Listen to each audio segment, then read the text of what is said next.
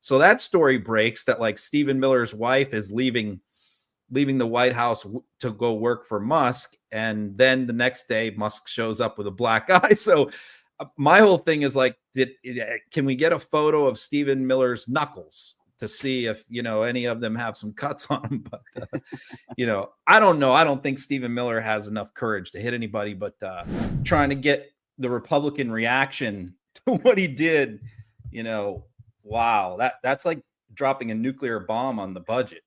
Did you expect him to be that aggressive today? Like this kind of, No. We all knew that he wasn't in favor of the bill, right? Because he made some statements before, but this was like, boom. Like, did you see this coming, Ron?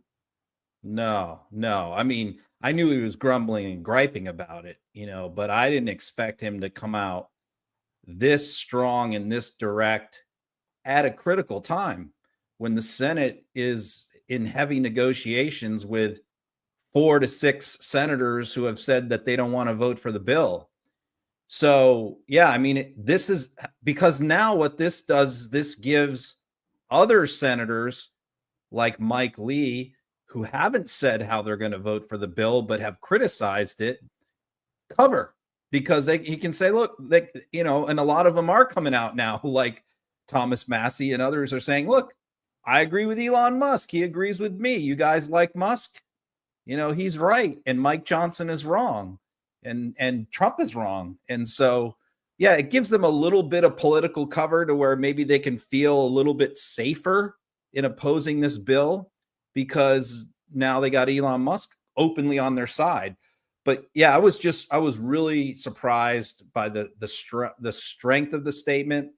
Mike Johnson's response to it was he was shocked and surprised, said he just had a conversation with Elon yesterday, and he thinks that that Elon's motives for making the statement have to do with his EV credits, which are being eliminated as part of this budget, which is going to definitely hurt his business for sure. So there's some things in this budget that hurt Elon directly financially. Mm-hmm. What do you make of the rumors that he gets into a physical altercation with a member of Donald Trump's cabinet? Are you buying that? It just seems like the relationship has deteriorated. I gave it like 6 months. It's been less than that. What do you make of that? And you think that might be a part of this as well? Yeah. I mean, clearly there was a lot of confrontation between Musk and Treasury Secretary Scott Bessent. Mm-hmm. There was they butted heads. He butted heads with Bessent on the budget, on several other things. But he also butted heads with Lutnick over tariffs. Okay, so they went at it with him on that, and Peter Navarro. And Peter Navarro has never liked Musk. So yeah, I mean, he certainly had. And then all the cuts that he made when he first came in infuriated people like Marco Rubio and the transportation secretary and others. And so yeah, I think he just thoroughly burned his bridges across the board. And Susie Wiles, the chief of staff, was upset because Musk was often doing things without telling her. And then, she would be caught flat-footed. And that happened to Caroline Leavitt, the press secretary, a number of times where she's in a press briefing, including today, where she's, somebody's reading something that Musk just tweeted off their phone and asking her about it. And she doesn't, she's blindsided. So his erratic behavior, look, in my opinion, there's no good guys here. They're all bad guys for different reasons, but his erratic behavior, I mean, he's really burning his bridges really quick. Plus, let's not forget, he also said he wasn't going to spend any more money on candidates and on the midterms. So that didn't go over very well either. Yeah, that's also very true. Speaking of bills, though, I did wanted to ask you about this. Marjorie Taylor Greene putting out a tweet saying, I didn't know this was in this bill, yet she votes for the bill anyway. And your comment rings true. It's like, okay, well, when you vote against or for a bill, shouldn't you read it first? I mean, what do you make of that? Her openly admitting, I didn't know that was in the bill. Then why did you vote for it? This was one of the main promises that Mike Johnson made when they ousted Kevin McCarthy as speaker. One of their complaints was that he didn't give them time to read bills. And they also had that complaint about Pelosi. So when Mike Johnson, when they were going through all these, remember they were had a lot of other people that were up for speaker first before Johnson was, that Jim Jordan and others that were voted down. And Johnson was the one who firmly said, I will make this change. I'll make this rule change. We will have single subject bills and everyone will get 72 hours to read the bill before they have to vote on it. And he broke both of those promises with this budget. Not only is this not single subject, it contains, it's big and not beautiful. It's big and bloated. It contains thousands of things in one bill. So she apparently claimed, well, there's this provision in there about surveillance and all of that, and Palantir and different things like that, compiling these databases to track people. And a lot of right-wingers specifically have dug into these things and pointed these things out, like this is in here too. This is terrible. We don't like this. And so she apparently just noticed it. But the other thing is, it's on page 267 of the bill, so it's not like it's like buried in there. And she has a big staff of people that are paid to specifically go through these things. So I think that she had to know something like that was in there, but it was the backlash that happened over the last few days that has caused her to backtrack on it. Now, other Republicans have complained about this provision too, but they didn't say, I'm not going to vote for the bill because of it. She went that far. So she's now saying she's changed her mind and wants to take her vote back, which meant that it wouldn't pass, because remember, it only passed by one vote. Right. Now she does it after the fact. Interesting there. I want to dissect this Caroline Leavitt press conference earlier today. Let's start with Peter Doocy, who brings up these props with him, trying to make the case that this is a Biden auto pen. We hear this from the MAGA right every single day. What do you make of the fact that, first of all, there are members of the quote unquote media that are asking these kinds of questions, and Peter Doocy saying, well, it appears in this document he struggled to sign his last name. It's all they do is either attack Biden or praise Donald Trump. And as you pointed out on social media, when Caroline Leavitt is asked a question where it's not about Biden, it's not about, she doesn't know how to answer. Yeah. So literally, like, entire Fox broadcasts, whether it's Fox and Friends, Maria Bartiromo's show, like literally around the clock for the last several weeks, they've done nothing but talk about this, about Joe Biden. Same thing in the press conferences. And this is all because of Jake Tapper's book. So congratulations to CNN and Jake Tapper and Axios for creating this incredible distraction in the middle of Trump's autocratic takeover of the republic, that, the media is spending so much time on Joe Biden and what he did in 2023. It's just utterly ridiculous. So yeah, it just constantly gets brought up, constantly gets talked about. And I was glad to see Lawrence O'Donnell, who, by the way, had the highest, I was looking at the last ratings that came out for cable news. He had the highest ratings on MSNBC and crushing Jen Psaki. And he's got the 10 o'clock slot, right? So he's got a late slot. So that's very unusual for the 10 o'clock slot to have the highest ratings on a cable news network. Jake Tapper's ratings are in the toilet. Yeah. And so I was happy to see him last night condemn CNN for this and say, we got a president right now who's claiming that the last president was killed in 2020 and a robot clone is now taking his place. And instead of doing stories about that, you're talking about Joe Biden in 2023, like ridiculous. Ron, why is it you think that no member of the media, maybe some of them weren't called on, wouldn't ask that question? We have a president of the United States who's retweeting a conspiracy theory that Biden was executed in 2020. This is crazy stuff. Why didn't anybody ask that? I think it's actually a very important question to ask, because it shows the mental state of where Donald Trump is at right now. Why isn't anybody asking that? Yeah, I don't know. I mean, because there's this mentality of like, and I saw one longtime journalist, I forget who it was, tweeted, well, this is just Trump being Trump. He always does stuff like this. He always says crazy stuff, does crazy stuff. Oh, okay. Well, then we just excuse it, right? Because like he always says wild, crazy stuff and lies all the time. So we should just give him a pass because this is just who he is. And the mentality is like, Well, voters all knew this about Trump, and they elected him anyway. So, yeah, it's a gross failure on the part of the press for sure. Yeah, no question. I wanted to ask you and get your thoughts on Linda McMahon testifying before the House today, and Mark Wayne Mullen asking her. I think it was a very poignant moment where he makes a statement that we were nationally ranked in math and reading back in 1979. McMahon had no clue. She thought we were on the bottom of the list. In fact, we were ranked number 1. And then Murphy did a good job in grilling her as well. I just wanted to get your thoughts on that. I just think she proved once again that she's an imbecile and completely unqualified for that position.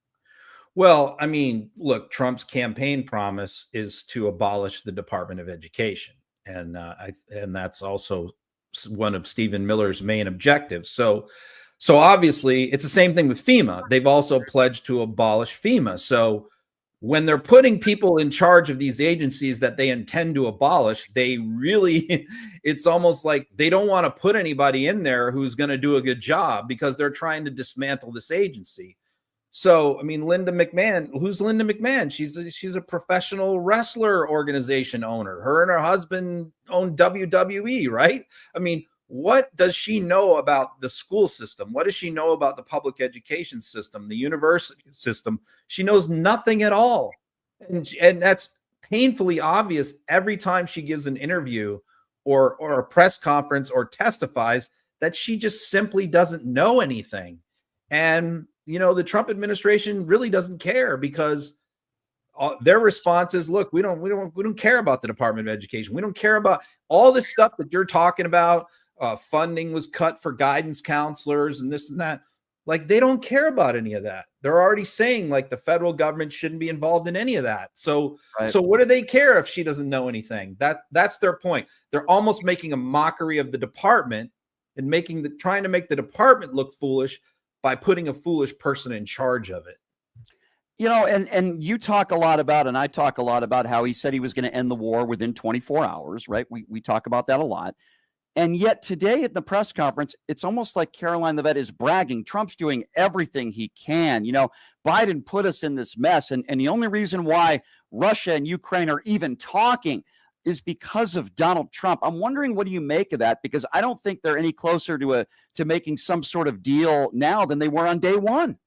Yeah, I mean, they're just so fundamentally dishonest about this. And they're always both sidesing everything when it comes to this conflict. You know, what happened at the peace talks the other day? Ukraine sent Russia 5 days before the talks a detailed peace proposal in writing. I read it. Was like 12 pages with all their proposals, right? Russia ignored it. They didn't respond. They showed up at the meeting and handed the Ukraine delegates at the meeting, which was only supposed to last an hour or two, their peace proposal. So they didn't give it to them ahead of time because they didn't want them to put it out to the press or anything like that. And so they give it to them, and it's basically just all the same stuff that they presented last time, which is, you know, a complete surrender of Ukraine. So, and it's quite clear that they have no interest in peace negotiations. Even their own prime minister or whatever it is, the person who's like the number 2 to Putin, came out and said, you know, we're not really interested in peace. We want total surrender of Ukraine. So for the press secretary to get up there again today, and she was asked, why hasn't Trump made any statement at all about Ukraine's attack of the bomber fleet? He hasn't made a single statement or Truth Social post about this, which is in a huge development. And she was asked about that, and she just said, well, you know, President Trump just wants the two of them to get in a room and work things out and negotiate a peace. And it's like, what are you talking about? The whole world can see that Russia has zero interest whatsoever in a peace deal. So why are you still talking about it? Yeah, that's a really good point. And we're told that maybe President Xi and Trump will be speaking, maybe at some point this week. We were told 90 deals in 90 days. How many deals have been made to this point? And yet they continue to brag and say that all these leaders of these countries are kissing Trump's ass and they're begging for a deal. It doesn't sound to me that China and President Xi want anything to do with Donald Trump. Yeah, I don't think anything is going to come out of that. I mean, other than Trump surrendering again. But I don't see anything. I mean, the real thing to watch to me is the steel and aluminum tariffs, which are 50%. Yeah. supposed to take effect tomorrow. Mhm. Which, I mean, when Trump shows up at the steel mill on Friday and announced that out of the blue, like nobody knew about that. Nobody on Congress knew. None of the trade reps knew. None of the industry people knew. And he just comes out and announces, I'm hitting Europe and other places with a 50% tariff on steel and aluminum effective this Wednesday, which is tomorrow. So the question is he going to chicken out on that again? Because, or not? Is this going to be another taco Trump deal or not? Because this is huge.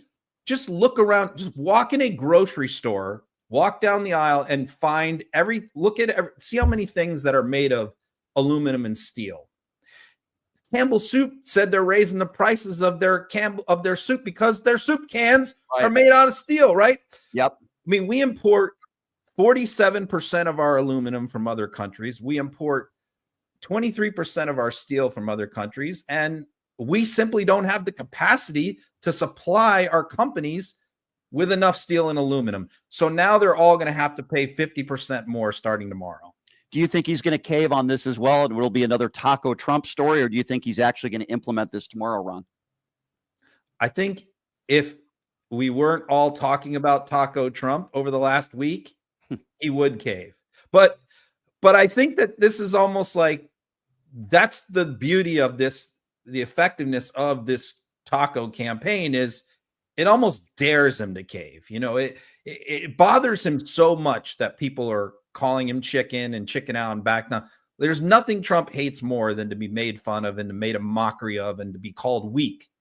So this campaign almost backs him into a corner politically where, you know, he can't back down without looking like a complete fool.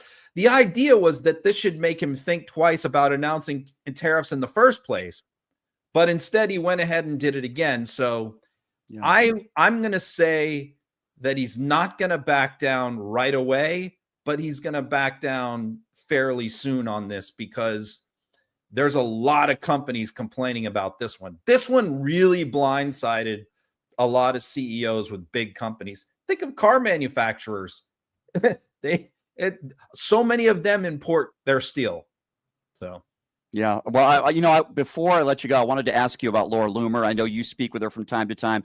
Me and Laura don't really get along on social media, but this story comes out that she apparently had a meeting with J.D. Vance, and Caroline Leavitt confirmed that today, where they had a conversation.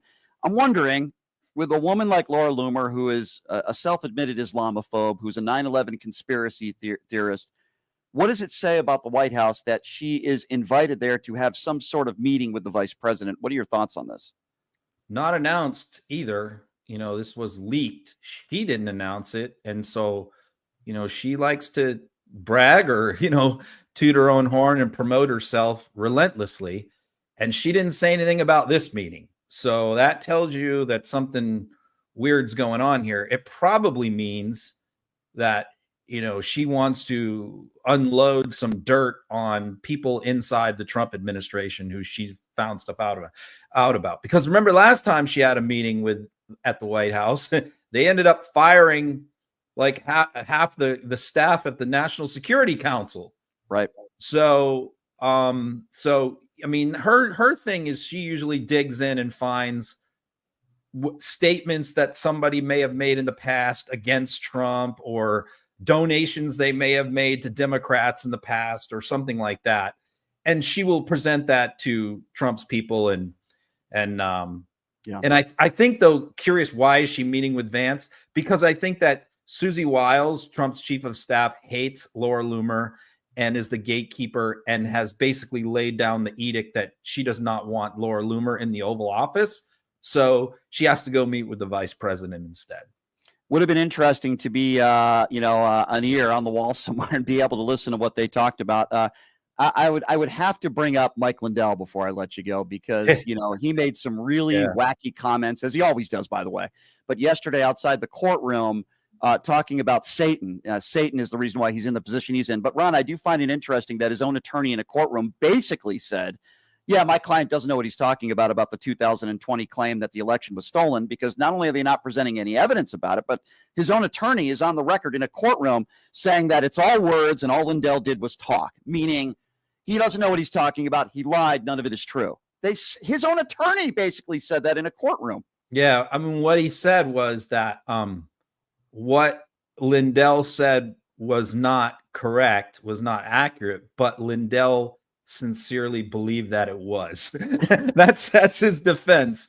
So, I mean, this is Rudy Giuliani all over again. This is exactly what happened in Rudy Giuliani's defamation trial against the Ruby Freeman and Shay Moss, the election workers in Georgia, where, Rudy's outside the courthouse and doing interviews and doing podcasts saying, I'm going in there and we're going to do this and we're going to do that. And this is our defense. And then like his lawyers would get in there and do the opposite, because here's the thing. When you're in a courtroom, I mean, you, as a lawyer, your bar license is on the line and you can't present evidence that is not permitted or not legal or dumb that's going to hurt your client. And so you have an ethical obligation to do that. So these lawyers representing these guys are simply not willing to set their bar cards on fire for them.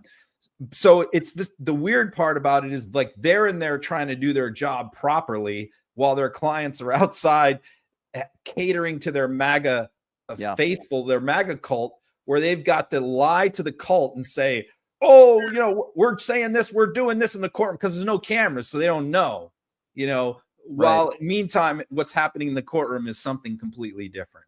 Speaking of the courtroom, though, what did you make of Menendez going on social media and basically kissing the ass of Donald Trump and attacking Joe Biden and Democrats? I mean, I think we know why he's doing that, because obviously he wants a pardon, right? He got sentenced to many years behind bars. But is it a shock to you at all that he's doing this now, that he's going after the Democrats and calling it the Joe Biden DOJ? He's claiming that Democrats are the ones that went after him and it was the Biden DOJ, and just trying to kiss Trump's ass, trying to get a pardon. I was less surprised by him doing that than I was at Michael Cohen, who did something similar. So Menendez is just a snake. I mean, he's just a scum of the earth. And so he was already sort of angling for a pardon a few months ago. So no, I wasn't surprised. I don't think it's going to work with Trump. I don't think Trump cares about Menendez very much.